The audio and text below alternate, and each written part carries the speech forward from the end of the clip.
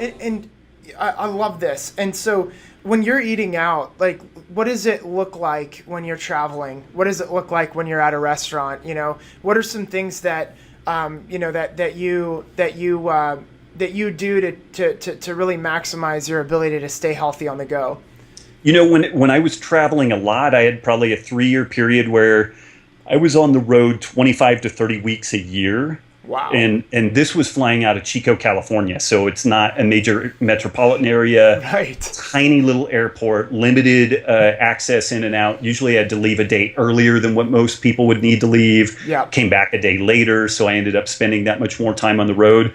I packed a lot of jerky. I packed a lot of nuts with me, and then usually what a meal would consist of is a half a bag of jerky, and then again going through an airport, there was usually a Starbucks or a Pete's Coffee or something. They always had a couple of fruit cups, so I would grab my jerky, get some fruit cups, get a coffee.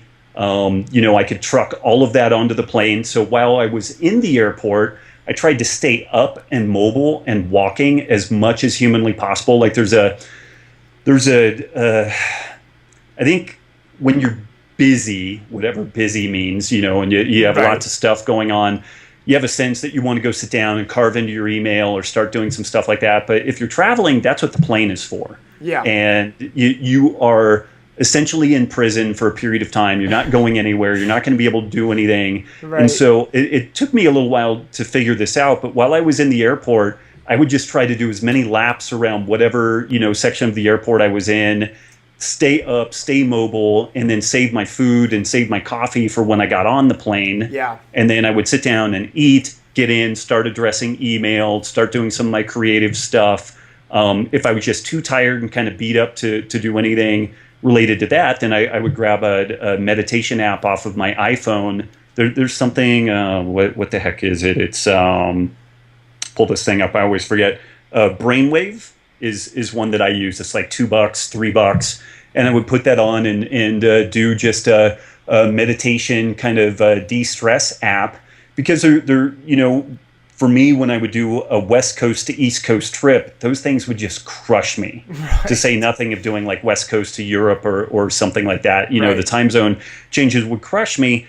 And if I finished all my email and then the next thing I needed to do was creative work that required me to be on point to be able to get anything done, sometimes I was just flat too tired to do anything. Right. Or to do anything really qualitative. And so what I would do then is just unplug, relax, put on that meditation app, and just de-stress as much as possible. It's brilliant. So that, when I would get back to a spot where I could do some of that creative work, hopefully I had recharged my batteries enough so that I had something to offer. I know some people can get in and be creative almost anywhere, anytime, any type of sleep deprivation scenario. Right. I'm not one of those people. I sleep 8.5 to 9 hours a night, particularly if I'm training, if I'm doing Brazilian Jiu-Jitsu or something frequently and my body's kind of taking a beating, I need more sleep to recover.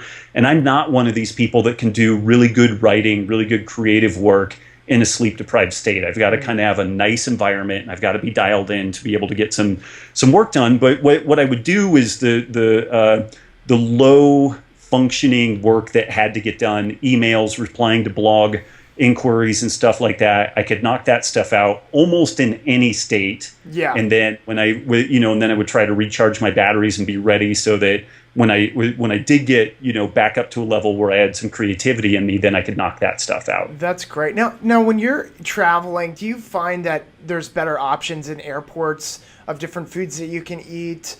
Or is there just you should just purchase a bunch of stuff online to bring with you, different places like Steve's Paleo Kits or something like that?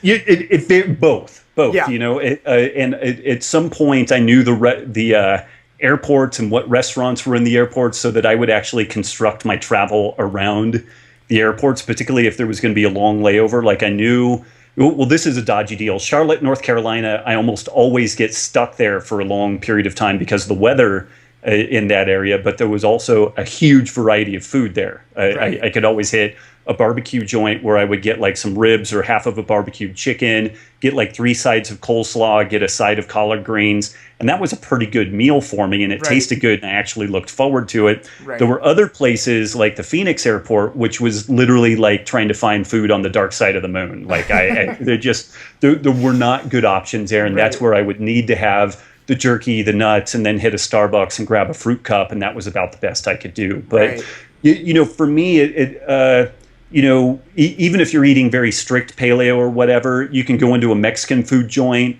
and you can order tacos and just don't eat the corn tortillas. If you're just being, eating gluten-free, eat the corn tortillas, have some rice with that.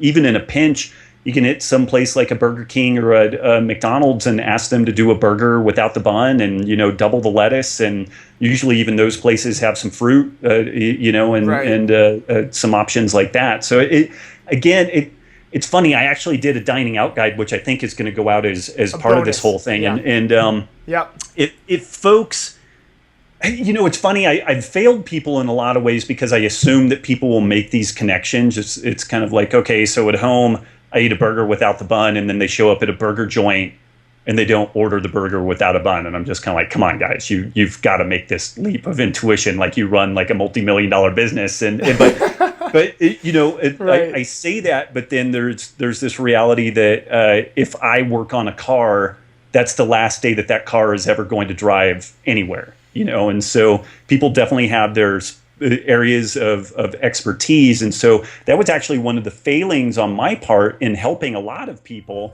was that I made some assumptions that folks operated with regards to food the way that I did. That just simply was not the case. Yeah.